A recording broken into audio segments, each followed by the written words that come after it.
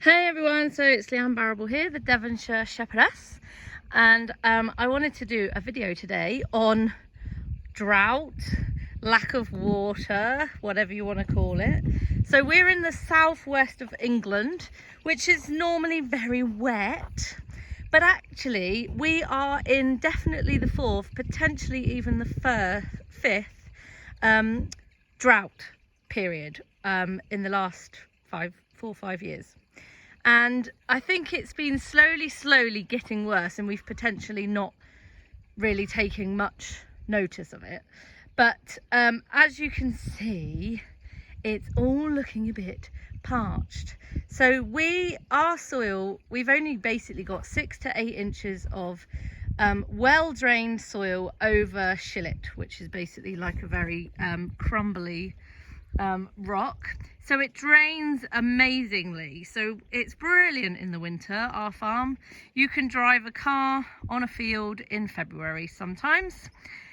The only issue we have then is that this happens in the summer.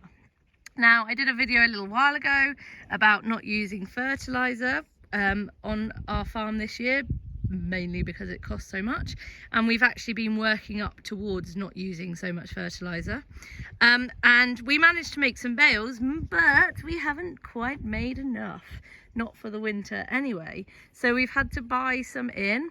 And as you can see, we are now supplementary feeding the cows, and the main reason we do this is so that their bellies are actually full. So we're just giving these girls hay to keep their tummies full, and give them something to chew on, basically. So when it's really sunny, cows and cattle love to lie in the middle of the field and kind of lap up the energy of the sun. They really like that. But when it gets to a certain degree of heat, they kind of all congregate around each other, particularly if there's flies. So it's quite intense for them. They kind of stand in a circle and all swish tails, helping each other out, take the flies off.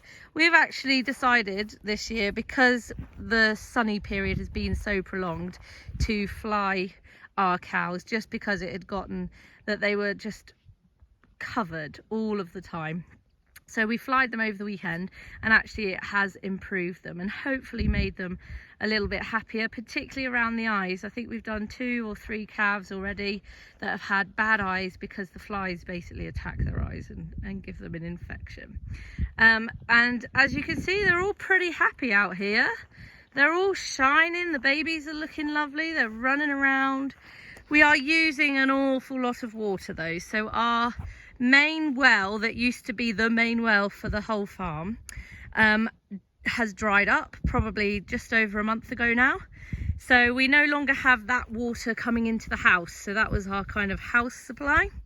And we have had to switch over to our borehole, which is much deeper. Probably, I think it's about 145 meters deep. But that means it also is quite heavy in minerals and things, so it tastes different, and it can give you a bit of a dodgy tummy if you drink loads of it. The cattle and everything are used to it because it is their main water supply, but we, on the other hand, are not. So we are in kind of drought measures. We've we do the usual things, not flushing the wees, and trying to reduce the amount of washing and dishes to wash and those kind of things, because ultimately these are the beasts that come first.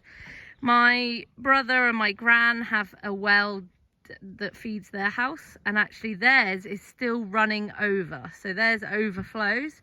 So we've been catching the overflow and basically putting it into our tank to feed the girls and make sure that there's loads of water, because the trouble is, when you're feeding hay, they want to drink more water. So as you can see though, we do have a little bit of green grass over there. It is a bit greener, and that's because we've basically not been grazing it. We've split this field in half, as you can see, with an electric fence. So there is a bit of green over there, and there are other bits of green dotted around where I think there are springs of water. So there is a lot of water on this farm. It's just not necessarily in the right place at the moment, which is where we want it to be, which is in the soil. And so over the next few years, one of our main aims is to build up more soil organic matter and kind of not graze off our ground so tightly. So obviously this has had to be grazed off to this extent, because we literally, the whole place looks like this at the moment, apart from our paddock fields that we have been grazing cattle in. They aren't as parched as these, but they aren't too far behind. There isn't much grass or greenery left above the soil level, and the idea really would be to not eat it off to this extent at all, because then it needs to recover. But needs must at the end of the day, and what matters is that these girls are being looked after, and they are able to shine. We are lucky that our ground does have high mineral content for doing animals, so the calves and stuff will do really quickly. They are growing, they aren't lacking in anything in that front, and our cows will always tend to carry a bit of excess fat, which pays off in these circumstances. So as you would have guessed, nobody knows how long it is going to be dry for. Literally, it could be a few days, it could be a few weeks, it could be a few months, but ultimately we haven't had enough rain for 4 winters. And where everyone's always cursing the rain and saying, oh, I wish it wasn't raining, or blah blah blah, when you look round and look at this, the bigger picture is this is not just affecting farmers in a minute, this is going to affect people. So the local reservoir is at 60% at the moment, and they will probably be bringing on a hosepipe ban soon, because it literally is getting so low. So that means mains water is going to be affected. So the idea is that the fact is we literally don't have enough capacity or ability to hold water.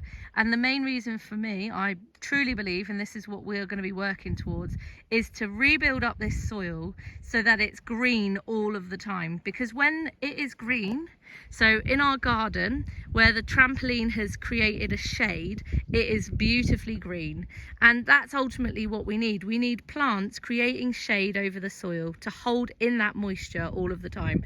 So we've allowed the garden even to grow up in weeds this year, and actually we haven't been watering it at all, but because of the dew that falls every morning, the weeds kind of trap it, run it down to the soil, and it's actually fed our plants. And we have managed to grow a few peas and a few carrots and